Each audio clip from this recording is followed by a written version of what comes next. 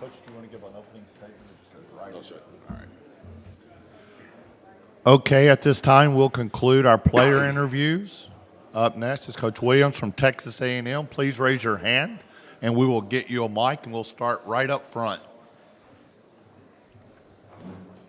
Hello, Coach. Olin Buchanan, TexAgs.com. Buzz, in the past, you've talked about in the process of building your team for a season that sometimes it takes sacrificing maybe a game in December to win and a big game in September and March.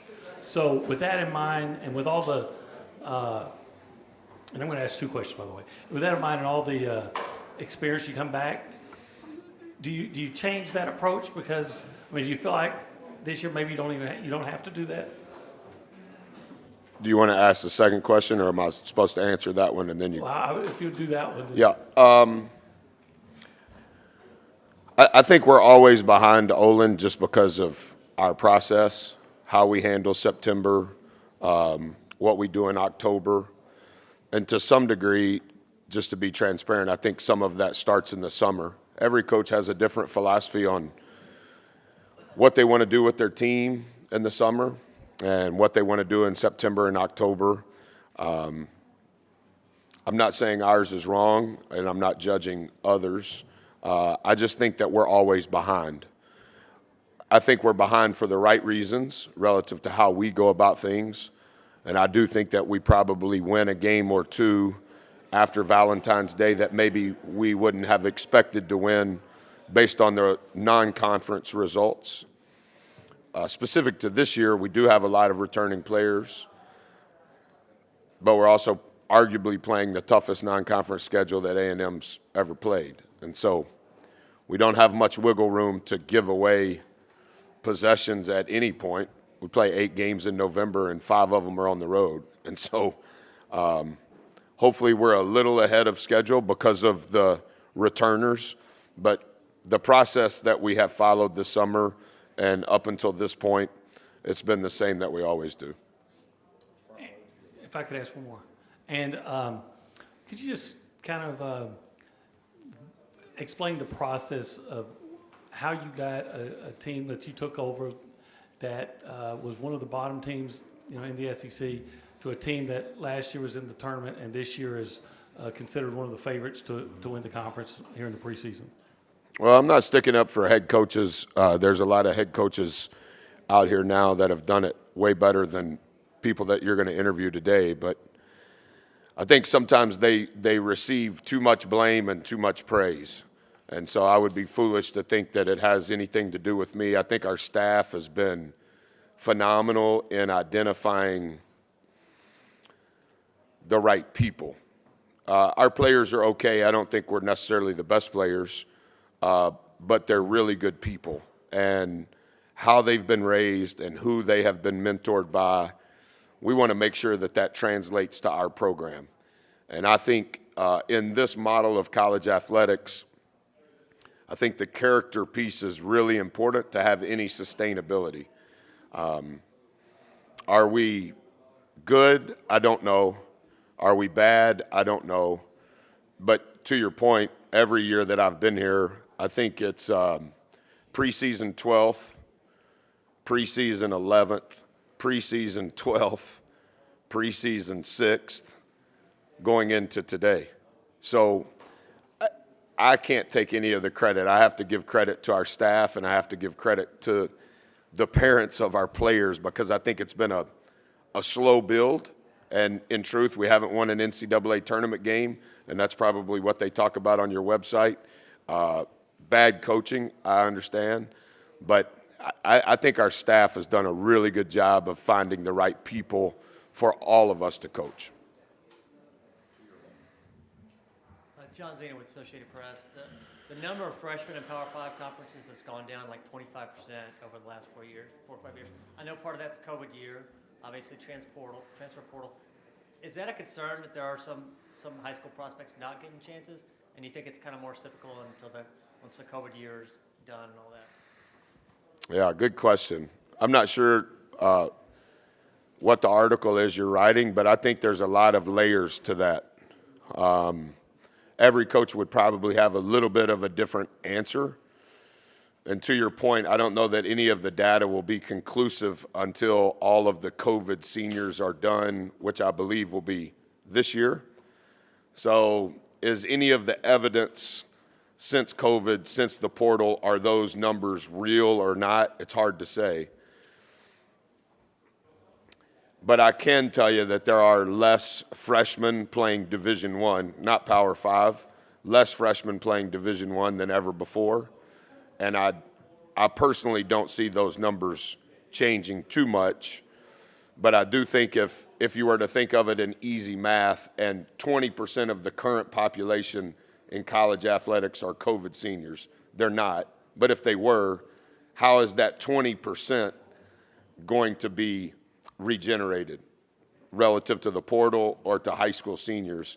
I think those numbers 5 years from today will probably make more sense. But it's a low number, and it's been an increasingly lower number with each passing year.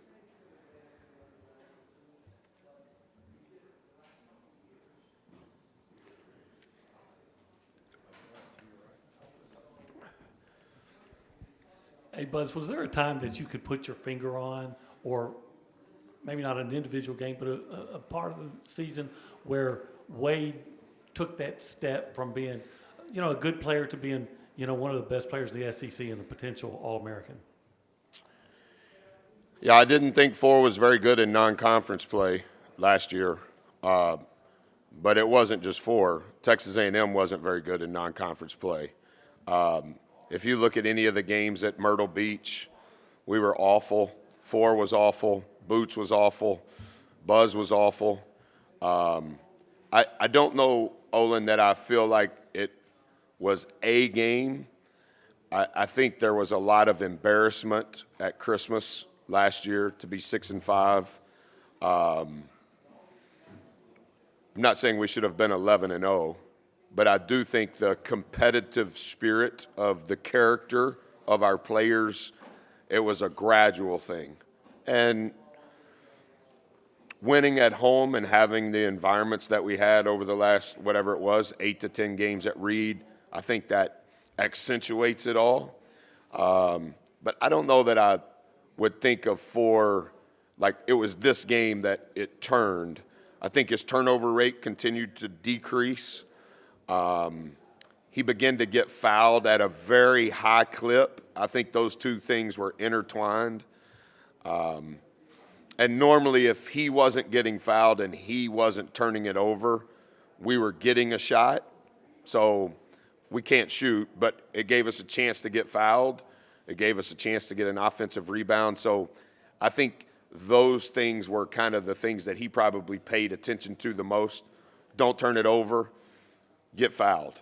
And then it kind of became a team thing. Hey, let's get a shot, and if we can't get a shot, let's get fouled. And I think he led the charge in that regard. But I don't know that I necessarily thought it was a game. I mean, we came out of Christmas like, can we win one of these two before 2023 starts, and almost lost to Northwestern State. So, yeah.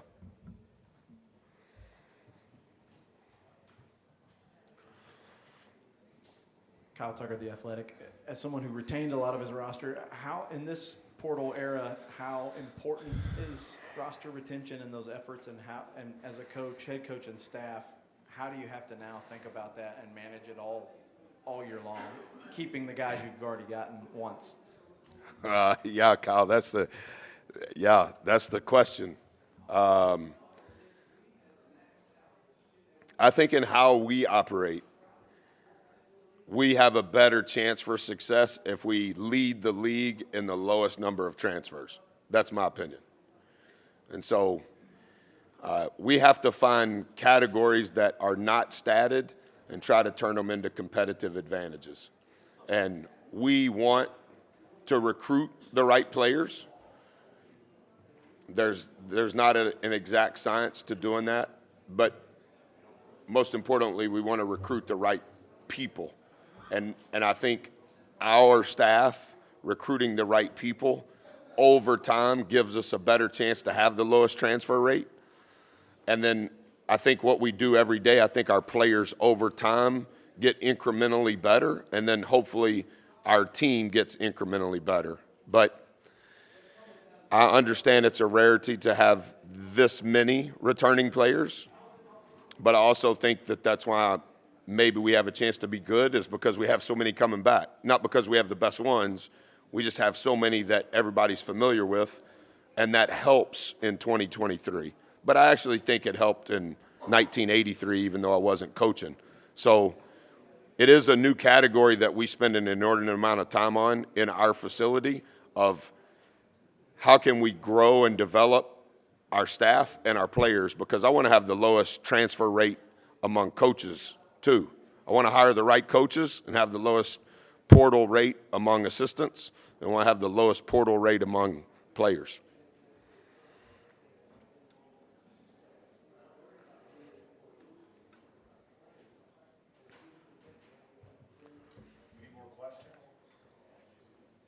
Thank you, guys.